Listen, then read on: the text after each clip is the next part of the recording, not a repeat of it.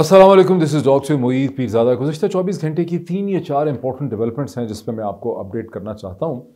एक डेवलपमेंट तो वो है जहाँ former prime minister Imran Khan ने अब छोटे छोटे वर्कर कन्वेंशंस के साथ खिताब करना शुरू किया और आज वो पेशावर में थे, कल इसी हवाले से वो लाहौर में होंगे, फिर मुल्तान में होंगे।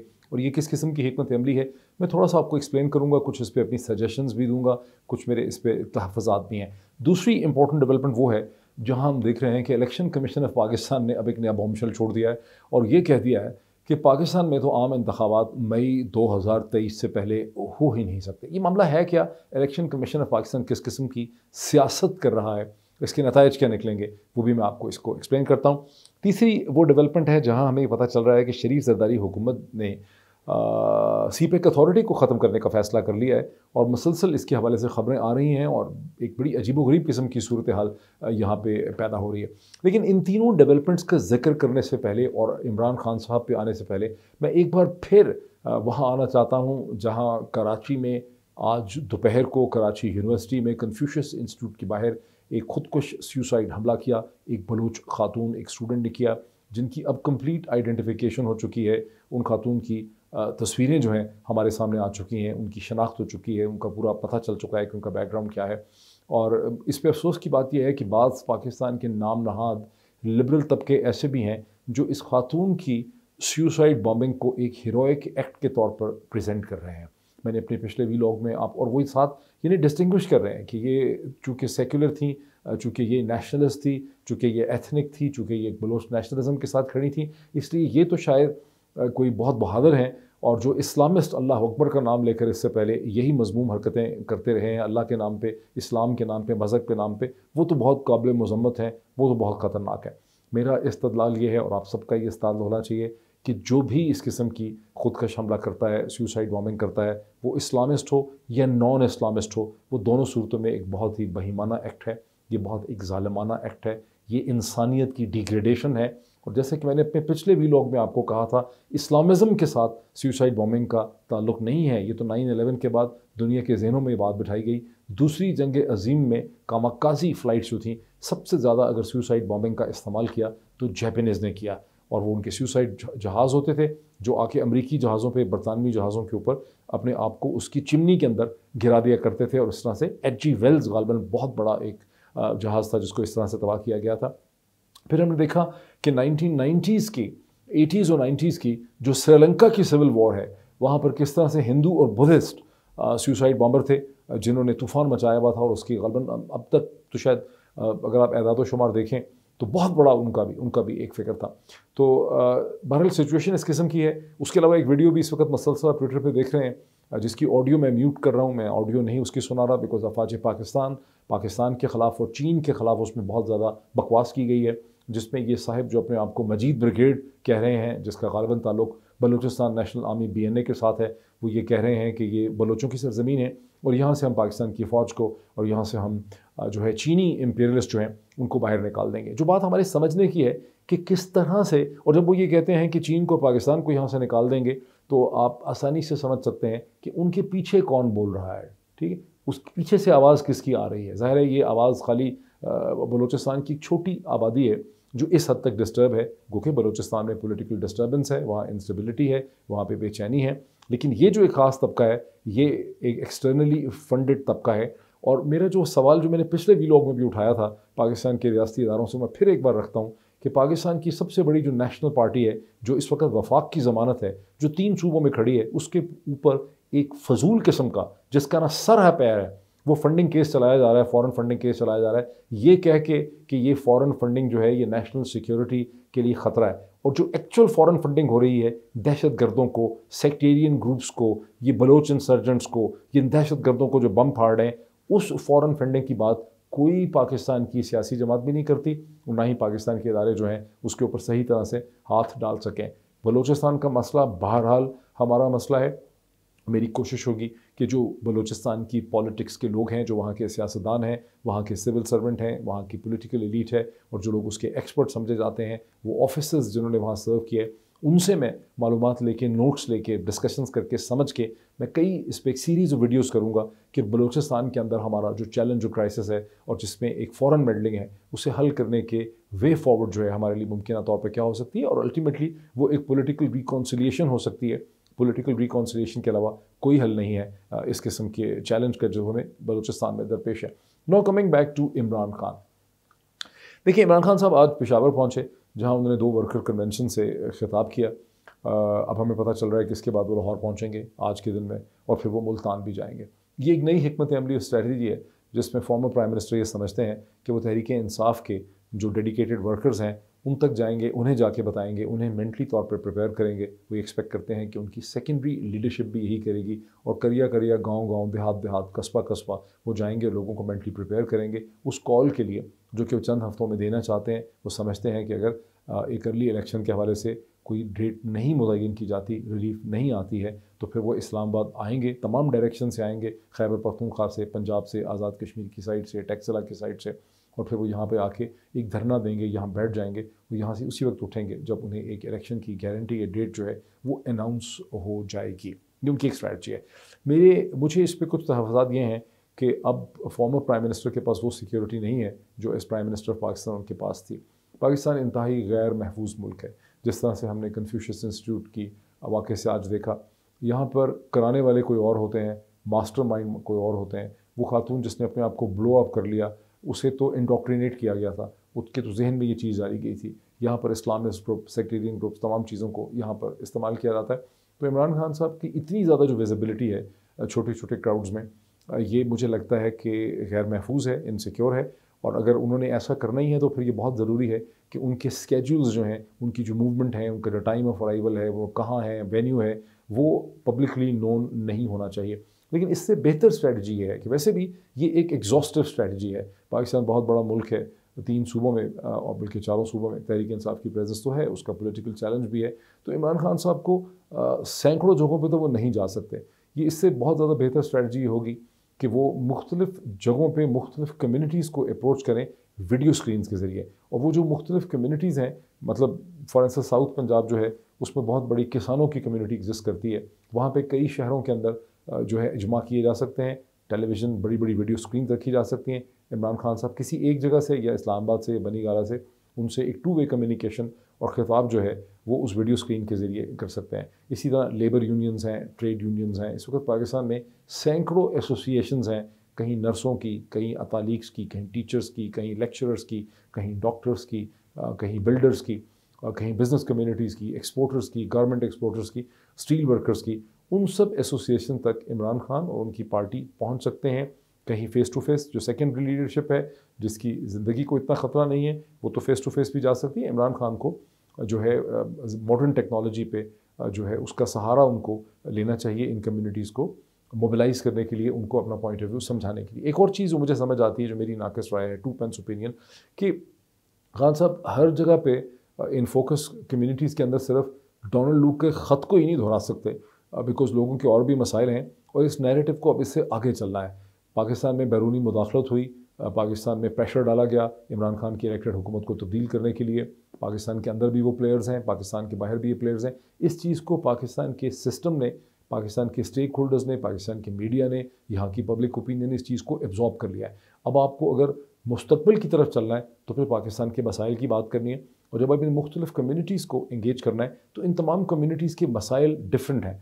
जो लेबर यूनियंस हैं उनके और किस्म के इशू हैं, जो किसान हैं उनके और इश्यूज़ हैं, जो मेडिकल और हेल्थ कम्युनिटी के लोग हैं उनके और इश्यूज़ हैं, जो पोलियो वर्कर्स हैं उनके और किस्म के इश्यूज़ हैं, टीचर्स के और किस्म के इश्यूज़ हैं। तो इमरान खान साहब को एक रिसर्च टीम की ज़रूरत है जिसमें कम से कम 3-4 ऐसे लोग हों जो डेडिकेटेड तौर पर उनको उन कम्युनिटीज़ के इश्यूज़ के बुलेट पॉइंट्स दें और खान साहब उनको उन कम्युनिटीज़ के हवाले से बता सकें। मैं कुछ एग्जांपल्स भी आपके सामने रखता हूँ। मेरी मालूमात फ्रॉम एग्रीकल्चर इकोनॉमिस्ट से और बिज़नेस कम्युनिटी के नतीजे में ये है कि किसान जो है, जो फार्मर है, उसको गुज़िश्ता 2 बरस में जो फार्म प्राइस, जो फार्म प्रोडक्ट की जो कीमतें रखी गई हैं, उससे फार्मर्स को बहुत बेहतर पैसे मिले हैं। और बहुत ज़्यादा जो गाड़ियाँ ख़रीदी गई हैं गुज़िश्ता 2 बरस में, ऑटोमोबाइल्स की जो सेल हुई है 2019 में, 20 में, 21 में, वो बहुत हद तक फार्मिंग कम्युनिटी ने, किसानों ने, जो एग्रीकल्चर एरियाज़ में लोगों ने ख़रीदी हैं। तो इसके हवाले से खान साहब अपनी पॉलिसीज़ की सक्सेस के हवाले से उन लोगों से बात कर सकते हैं। एंड सो ऑन, बिल्डर्स जिनके लिए खान साहब बहुत, इमरान खान जो है वो पॉलिसीज़ लेकर आए थे, उनसे उन पॉलिसीज़ के हवाले से कि कैसे जो पाकिस्तान के अंदर कंस्ट्रक्शन इंडस्ट्री को स्टिमुलेट करने के लिए इनकी हुकूमत ने क्या किया था, उस हवाले से बात कर सकते हैं। और मेरा ये ख्याल है कि इन चीज़ों में तहरीक इंसाफ की कैपेसिटी इश्यूज़ हैं बहुत शदीद किस्म के। उनके पास ऐसी रिसर्च टीम्स और ऐसी डेडिकेटेड फोकस ग्रुप्स नहीं हैं जो इस किस्म की चीज़ें उनको बना के रख सकें, और ये ज़रूरत है कि वो एक ऐसी टीम और ऐसी कैपेसिटी जो है वो अपने लिए पैदा करें इस चैलेंज में। अब आज आपको, जैसे कि आप जानते हैं कि अपने यौम तासीस की हैसियत से तहरीक इंसाफ ने प्रोटेस्ट किया पूरे पाकिस्तान में। उन्होंने मुजाहरे किए इलेक्शन कमीशन ऑफ पाकिस्तान के ख़िलाफ़। इस्लामाबाद में मुजाहरे हुए और जगह जगह सैकड़ों कंटेनर्स भी रखे गए थे। और तहरीक इंसाफ ने एक बार फिर चीफ़ इलेक्शन कमिश्नर राजा सिकंदर सुल्तान जो हैं उनके मुस्ताफ़ी होने के, रेजिग्नेशन का उन्होंने मुतालबा किया। और उसमें इमरान खान साहब का भी यही कहना था, पूरी पार्टी का ये कहना है कि इलेक्शन कमिश्नर जो हैं वो बहुत जानिबदार हैं, वो अपना एहतमाद मुकम्मल तौर पर खो चुके हैं, और उनके अंदर एक इलेक्शन होना या कोई कार्रवाई चलना जो है वो बेमानी हो चुका है, बिकॉज उनका किसी किस्म का ट्रस्ट नहीं है। अब एक तरफ से तो ये है कि तहरीक इंसाफ ने ये कहा है, ये डिमांड किया है, और दूसरी तरफ से अब से कोई 5-6 घंटे पहले इलेक्शन कमीशन ऑफ पाकिस्तान ने, यानी चीफ इलेक्शन कमिश्नर पाकिस्तान है, क्योंकि दो तो कमिश्नर हैं ही नहीं, वही सब कुछ कंट्रोल करते हैं या उनके बिहाफ पे उनके पीछे से कोई चीज़ों को कंट्रोल करता है, तो चीफ इलेक्शन कमिश्नर ने एक नई प्रेस रिलीज इशू कर दी है जिसमें उन्होंने अब ये कह दिया है कि इलेक्शन कमीशन ऑफ पाकिस्तान तो मई 2023 यानी आज से पूरे 1 साल 1 महीने तक इलेक्शन करवा ही नहीं सकता, और पाकिस्तान में जनरल इलेक्शन मई 2023 से पहले नहीं हो सकते। मैं समझता हूँ कि एक बहुत बड़ी ब्लैकमेलिंग चिप जो है इलेक्शन कमीशन ने रखी है। इलेक्शन कमीशन ऑफ पाकिस्तान मेरे एनालिसिस में जो सूरत हाल है, एक बिल्कुल पॉलिटिकल प्लेयर की हैसियत से काम कर रहा है। शायद उसके पीछे कोई ताकतें हैं, जैसे आम सियासी हलकों में बात हो रही है कि इलेक्शन कमीशन के पीछे एक ताकत खड़ी है, उसके पीछे कोई बड़ी, उनको यूज़ किया जा रहा है इलेक्शन कमीशन को। लेकिन यही इलेक्शन कमिश्नर थे, चीफ इलेक्शन कमिश्नर, जो 7 अप्रैल को सुप्रीम कोर्ट पहुँचे। सुप्रीम कोर्ट पहुँचने से पहले एक प्रेस रिलीज इशू की, जिस वक्त सुप्रीम कोर्ट में बहस हो रही थी कि अगले 90 दिन में इलेक्शन क्या हो सकते हैं, और जब सुप्रीम कोर्ट ये गौर कर रही थी कि असम्बलियाँ रिस्टोर होनी चाहिए कि नहीं होनी चाहिए। गालिबन माइंड तो सुप्रीम कोर्ट बना चुकी थी, लेकिन फिर भी बहस हो रही थी, और उस बहस के दरमियान में इलेक्शन कमीशन ऑफ पाकिस्तान ने पहले एक प्रेस रिलीज इशू की, जिसमें उन्होंने कहा कि चूँकि इलेक्शन कमीशन ऑफ पाकिस्तान ने अभी तक डीलिमिटेशंस कंप्लीट नहीं की, इमरान खान उसके कसूरवार हैं, पीटीआई उसके कसूरवार है, ब्यूरोक्रेसी उसकी कसूरवार है, इसलिए अक्टूबर से पहले तो इलेक्शन, अक्टूबर 2022 से पहले इलेक्शन नहीं हो सकते। उसके बाद chief election commissioner supreme court में पहुँच गए, अपने मुख्तलिफ अदाद शुमार लेके उन्होंने सुप्रीम कोर्ट के ऑनरेबल जस्टिस को भी कन्विंस करने की इसी हवाले से कोशिश की। अब यही चीफ इलेक्शन कमिश्नर जो हैं, अब उन्होंने ये ऐलान कर दिया है कि चूँकि अभी तक अब नया सेंसस करवाना है पाकिस्तान में, हालांकि पाकिस्तान में एक सेंसस हो चुका है 2017 में, उसके प्रोविजनल रिजल्ट्स को पीटीआई की हुकूमत ने फाइनलाइज कर दिया था, उसके बारे में ऑर्डर्स, एडिक्ट्स वगैरह नोटिस इशू हो चुके हैं। अब चीफ इलेक्शन कमिश्नर ने यह दावा कर दिया अचानक, इससे पहले नहीं वो दावा कर रहे थे, अचानक, अब वो पुराने कोई लेटर्स भी निकाल लेंगे, लेकिन अचानक उनको ये ख्याल आया है कि अब तो पाकिस्तान में अगस्त 2022 में दोबारा से जनरल इलेक्शन होने चाहिए। उन जनरल इलेक्शन के नताइज जो हैं वो दिसंबर या जनवरी में आएंगे। उसके बाद एक नई डीलिमिटेशन एक्सरसाइज यानी हल्काबंदियाँ करनी पड़ेंगी, और जो 2017 के नताइज के इलेक्शन के रिजल्ट्स के नतीजे में जो हल्काबंदियाँ की गई हैं वो इररेलेवेंट हो जाएंगी, और वो नई हल्काबंदियाँ को 4 महीने लगेंगे। इसका मतलब है कि मई 2023 से पहले पाकिस्तान में आम इंतखाबात नहीं हो सकते। अब मैं इसका एनालिसिस करता हूँ, इसका क्या मतलब।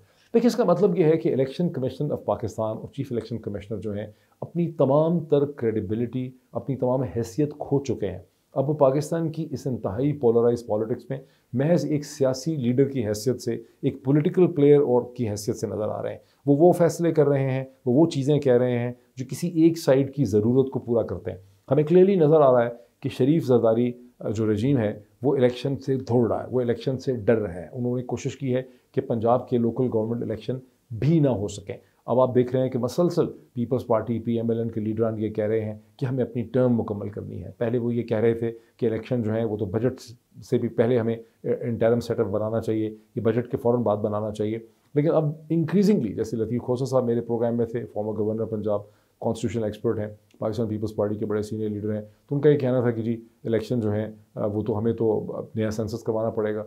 हाँ, क्योंकि एमक्यूएम कहती है कि कराची शहर की आबादी कम काउंट की गई है। हालांकि हकीकत यह है कि एमक्यूएम के किसी भी लीडर से ऑफ द रिकॉर्ड पूछ लें तो उनको शक यह है कि कराची और हैदराबाद को अंडर काउंट इसलिए किया गया 2017 के सेंसस में बिकॉज पीपल्स पार्टी की रिक्वायरमेंट थी।